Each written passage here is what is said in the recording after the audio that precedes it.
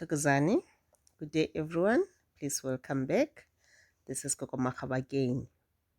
Today, I want us to talk about the main works of our ancestors. The main works of our ancestors. Our ancestors, I'm referring to our blood relatives who used to live on this earth. Some of them, you might find that when they passed on as infants. Some they were like kids when they passed on. Some were grown-ups. Some were even old when they passed on. Some of them we might know them because maybe when they passed on we were already alive. We were already on this earth. Some we don't even know them. We've never seen them because maybe they lived a long time ago, maybe the 15th century, 16th century, 17th, and etc. Firstly, I want to welcome those who are new. Thank you so much, guys, for tuning in. Please remember to subscribe, like our page, hit the notification bell as well, and share this video with your loved ones. 6 main works of our ancestors. Number 1, to guide us, to advise us, and to show us the light. If there are important things which our ancestors want us to do, they will come to us through the dreams, visions, intuitions, and sometimes through thoughts. They will tell us what they want us to do. Those important things, they will tell us what to do. Sometimes, let me just give you an example. Sometimes, let's say maybe you find that you are a bad spender. When you have money, you use it on unnecessary things. You keep on spending. You don't have this thing of saving your money. Sometimes they will come and tell you that, you know what, you are wasting money on unnecessary things. This is because they already know about your future. They know that somewhere during the line, there'll be some time where you'll be short of money. Things will be bad on your side, and they don't want you to suffer. So they will come and protect you and guide you on how to use the money. This is one of the examples that I have. And sometimes if there's something which they want you to do for them, they will come and tell you that please do this and this for us. For an example, let's say maybe they want you to appease for them. Maybe this time they want you to slaughter something for them. They will come and tell you and show you what they want you to slaughter for them. Sometimes, let's say maybe there's an ancestor whose grave doesn't have a tombstone, and this ancestor will come to you in the dreams or visions or through the intuition. The ancestor will come and tell you that, you know what, I'm cold, I'm feeling cold. It is too cold where I am. I'm not wearing anything. Then you need to know that my ancestor wants a tombstone. What you can do, you can, call a meeting, call a member of your family, and then you sit down with them and then you explain to them about the dream. Then everyone will contribute. Then you're going to do the tombstone for the ancestor. And if this message was related to you and you find that other members of the family, they don't want to contribute, I want you to know that it is your duty to make sure that the tombstone is erected. And don't worry about the money. Don't be like, you know what, I don't have money or I'm wasting money. No. Just do what your ancestors want you to do. And that money that you've spent, it will come back to you 10 times. You'll have many blessings from your ancestors because you are listening to them and you are taking care of them. They will take care of you as well. Number 2, to protect you. They can protect you from enemies. They can protect you from bad entities. For an example, with the bad entities, let me say maybe I just want to give an example. Let's say that you want to buy a house And maybe that house that you've seen, that house that you want to buy, maybe there is a bad entity in that house. There is a spirit or a poltergeist or something. Already your ancestors knows about this, and they know that you will never find peace in that house.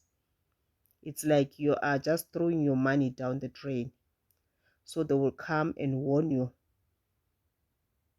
So here they're going to warn you in many ways. It can be through the dreams, it can be through visions, or it can be through actions as well. You might find that maybe already the deal is settled. Now you have to go there and sign, everything, maybe the documents. And every time when you need to go there to sign the documents, something happens. This thing which is happening is like it's dragging you, backwards. It doesn't want you to go there. Something just happened that then you don't go. So these are your ancestors. They're trying to show you that that house, no, we don't want it. It's not good for you. Also listen to your intuition, because most of the time they'll talk to you through their intuition. And if you find that they're giving you messages through the intuition and you are ignoring those messages, that's where you're going to find problems in your life.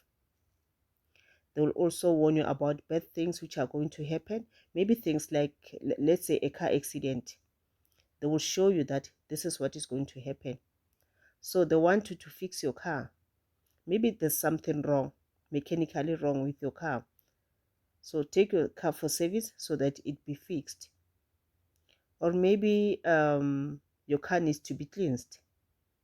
And then you'll know that, oh, I need to fix my car. I need to make sure that my car is cleansed before this accident happened.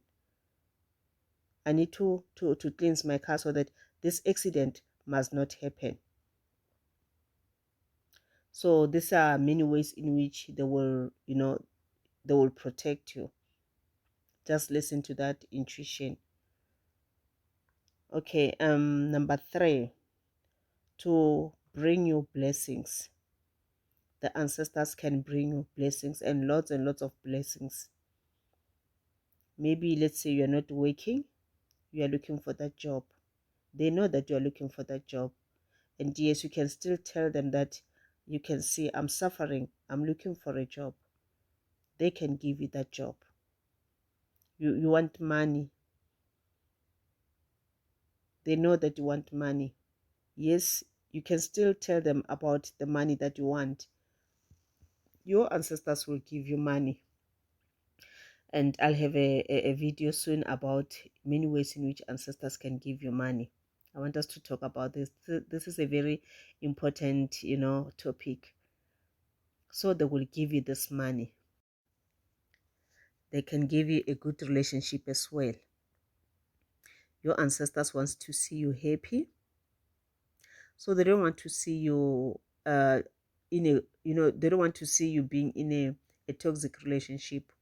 They don't want to see you crying, someone, playing you, things like that. No, they don't like that. They are always there to protect you.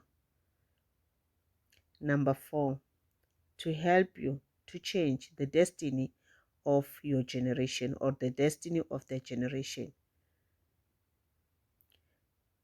Here an example I can say, maybe sometimes you find that they want you to rectify the mistakes which they did during that time when they were alive on this earth. Our ancestors were people like us. They lived like us. They were exactly like us.